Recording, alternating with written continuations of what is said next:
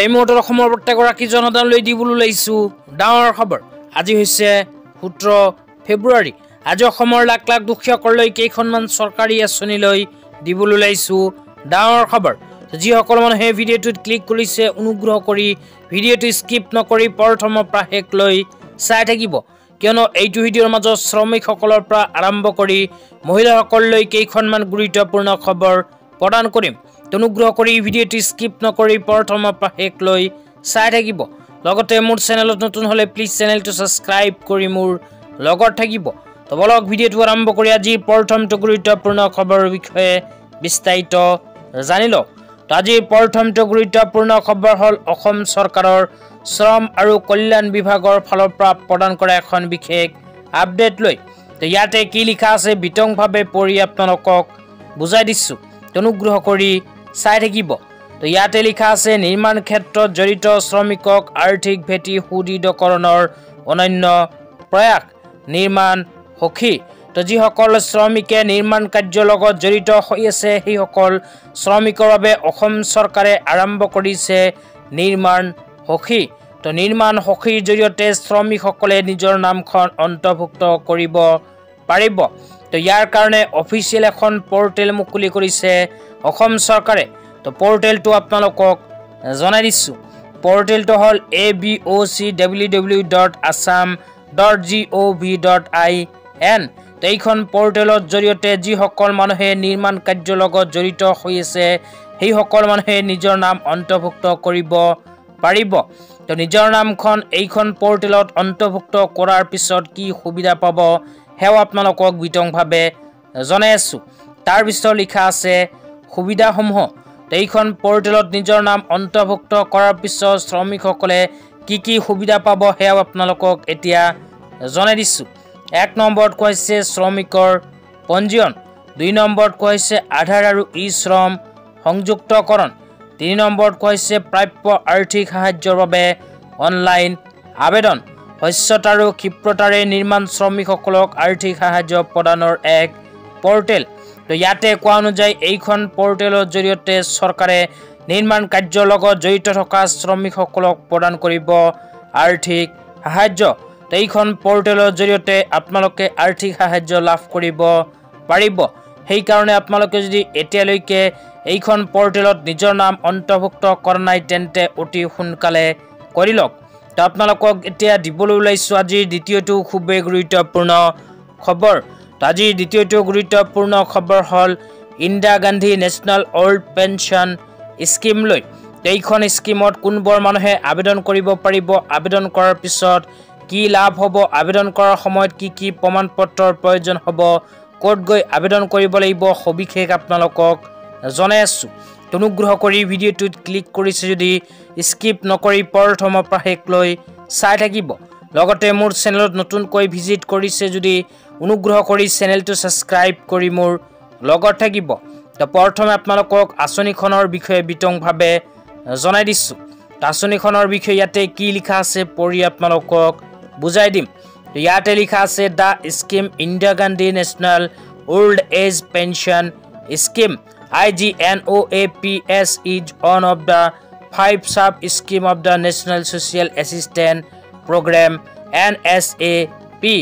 Under IGNOAPS, citizens living below poverty line and 60 years or above in age are eligible to apply a monthly pension of 200 up to 79 years and 500 thereafter.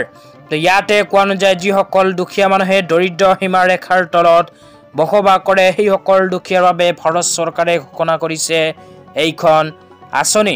তো আপোনাৰ বয়স যদি 60 বছৰ সম্পূৰ্ণ হৈছে তেন্তে এইখন আঁচনিত আপুনি কৰিব পাৰিব আবেদন। এইখন আঁচনিত আবেদন কৰাৰ পিছত বৃদ্ধ মানুহক 200 টকাৰ পৰা আৰম্ভ কৰি 500 টকা ভাৰত চৰকাৰে পোনপটীয়াকৈ একাউণ্ট যোগে প্ৰদান কৰে। তো আপোনাৰ ঘৰতো যদি 60 বছৰ সম্পূৰ্ণ হোৱা মুৰব্বী আছে তেন্তে এইটো ভিডিঅ'ৰ কমেণ্ট বক্সত কমেণ্ট কৰি জনাই দিব। তেতিয়া আপোনালোকক জনাইছোঁ এইখন আঁচনিত আবেদন কৰাৰ বাবে কি যোগ্যতাৰ প্ৰয়োজন হ'ব। তো যোগ্যতাৰ বিষয়ে ইয়াতে কি লিখা আছে পঢ়ি আপোনালোকক বুজাই দিছোঁ।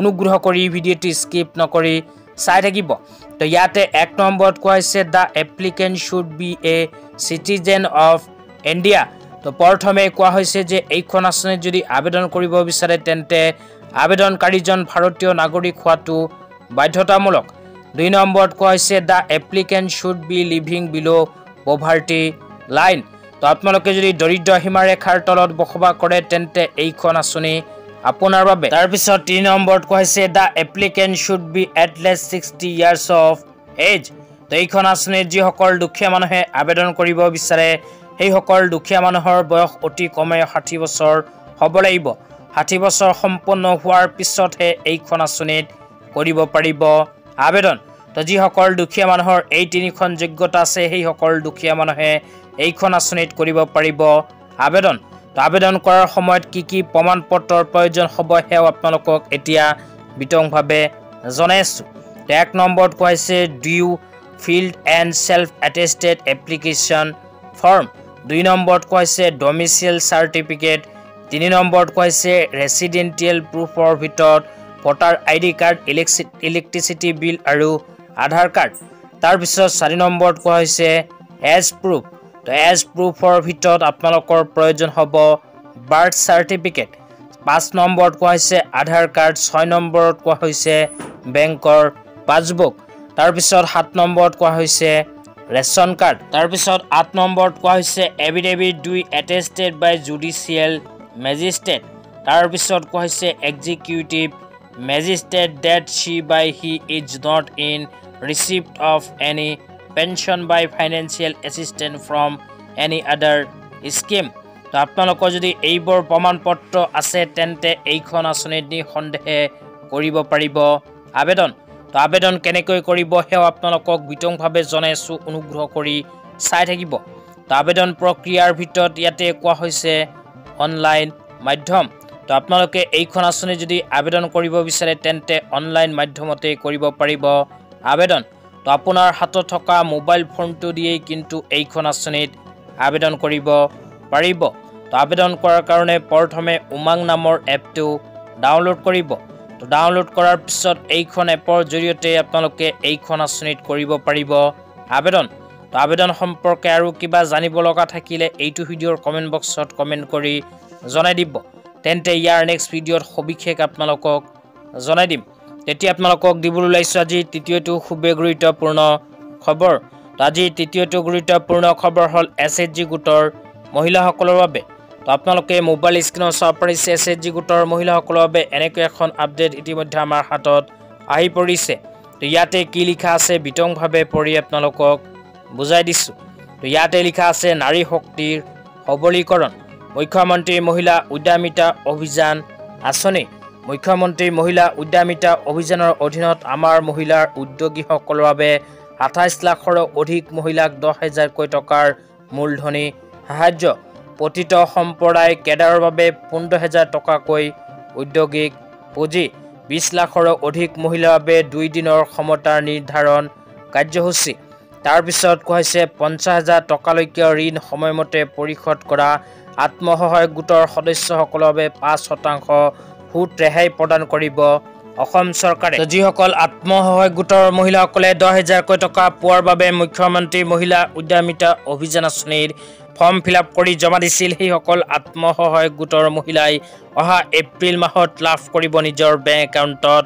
10,000 টকা তো ফেব্ৰুৱাৰী মাহৰ ভিতৰত আত্মসহায়ক গোটৰ মহিলাই কিন্তু 10,000 টকা নাপায় তো আজি ইমানেই ধন্যবাদ।